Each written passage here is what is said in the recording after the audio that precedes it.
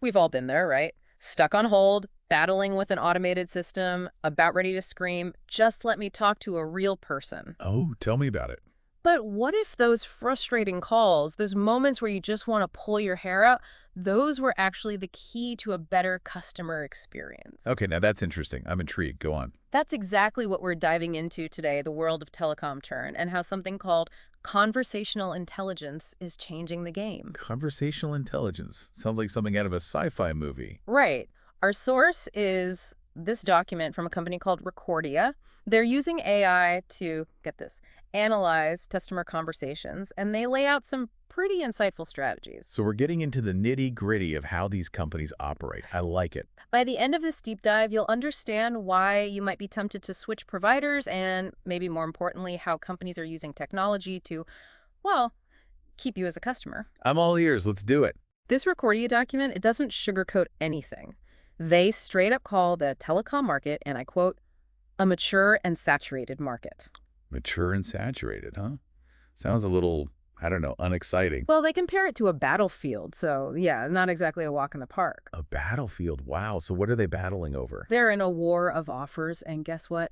You're the prize. Makes sense? Yeah. In many places, there are literally more cell phones than people. It's crazy, right? So for these telecom giants, it's not really about finding new customers. It's about poaching them, convincing you to switch sides. And that constant battle, that's where churn comes in. Sure. So how many people are jumping ship, switching providers? Exactly. It's a measure of how many customers a company is losing. Recordia talks about two types, voluntary and involuntary churn. So voluntary churn, that's when you make the conscious decision to switch. Maybe you found a better deal, or you're just fed up with your current provider. Right. Or maybe you had one of those infamous, terrible customer service experiences, the kind that makes you want to scream.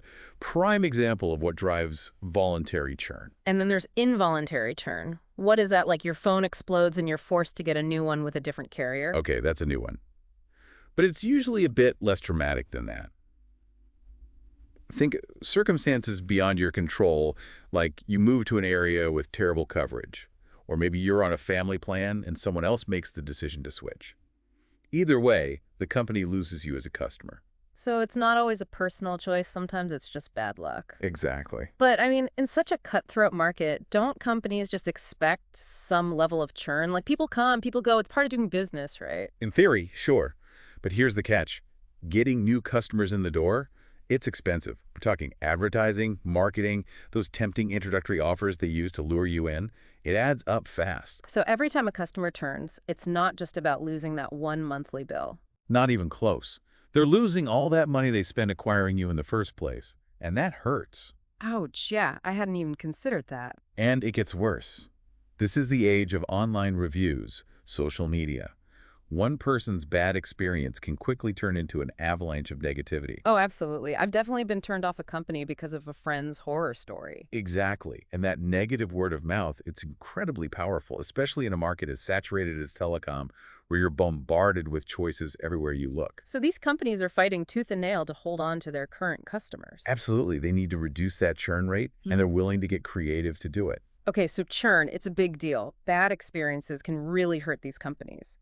Which brings us back to this conversational intelligence. It sounds so futuristic. Like, are we talking about AI that can read our minds through the phone? Not quite mind reading, but yeah, it's getting pretty close. It's all about using AI to analyze these customer conversations in a way that, honestly, humans just can't. It's like they're finding these hidden patterns, these subtle clues that tell you what's really going on beneath the surface. So all those calls we make to customer service, the ones where we're put on hold forever, they're actually using those for something. You got it. Those calls are like a gold mine of data. And when it comes to understanding customer sentiment, predicting churn, it's incredibly revealing. Okay, so paint me a picture here. What kind of red flags might pop up? What might make them think, uh-oh, this customer's about to jump ship? Well, think about those little comments we make when we're frustrated, like the Recordia document. It actually gives this example of mentions of competitors. Let's say you're complaining about your internet speed, and you just casually mention that your neighbor is getting a way better deal with another provider. Oh, yeah, a little jab while you've got them on the line. Exactly. That little comment, that could be a major warning sign. And conversational intelligence, it picks up on that and a whole bunch of other subtle cues. Okay, so what else are they picking up on? What other hidden messages are buried in our customer service calls? So you've got the obvious ones, the direct complaints, like about service, pricing, all that. But then it gets really interesting. See, this technology, it can actually analyze things like your tone of voice, even your word choice, to understand the emotions behind what you're saying. Wait, so it's not just what you're saying, it's how you're saying it. You got it. Sentiment analysis. They use something called natural language processing, NLP for short. Hmm. And it basically helps computers understand, the nuances of human language, the emotions behind our words. So it can tell if you're annoyed, Uh, even if you're trying to play it cool, be polite about it? Precisely. It goes beyond just, identifying angry words. It's analyzing your tone, your pauses, even those sighs of frustration to get a real read on how you're feeling. And for companies trying to really understand their customers, that's incredibly valuable. Okay, wow, that's pretty amazing. But I have to admit, a little big brother-ish, no. Like if they can detect frustration well, are they gonna interrupt me with a real person before I even ask? Is that how this improves my experience? It's definitely a possibility. And that's part of the potential here, to create a more responsive, proactive customer service. Hmm. Instead of getting stuck in that endless loop with an automated system, imagine your frustration is actually recognized and bam, you're seamlessly connected to a human who can actually help you address your needs. Okay, yeah, that would be game changer. Instead of dreading those calls, you might actually look forward to having your problem solved quickly. Exactly. And for the company, they get to step in before you become a churn statistic. It's a win-win. Okay, sentiment analysis, pretty mind-blowing stuff. But this Recordia document, it doesn't stop there. They're talking about tracking things like, get this, overlaps in conversation, how fast someone is speaking, even if their voice gets higher. I mean, how does any of that relate to someone deciding to switch phone companies? It seems so, I don't know, random. You'd be surprised. It's amazing what those little details can tell you. Like those overlaps, for example. When you're talking to the agent, you keep talking over each other. Oh, yeah, you're trying to explain the problem and they just keep interrupting with the wrong solution. So frustrating. Exactly. It's like a sign that the communication is breaking down.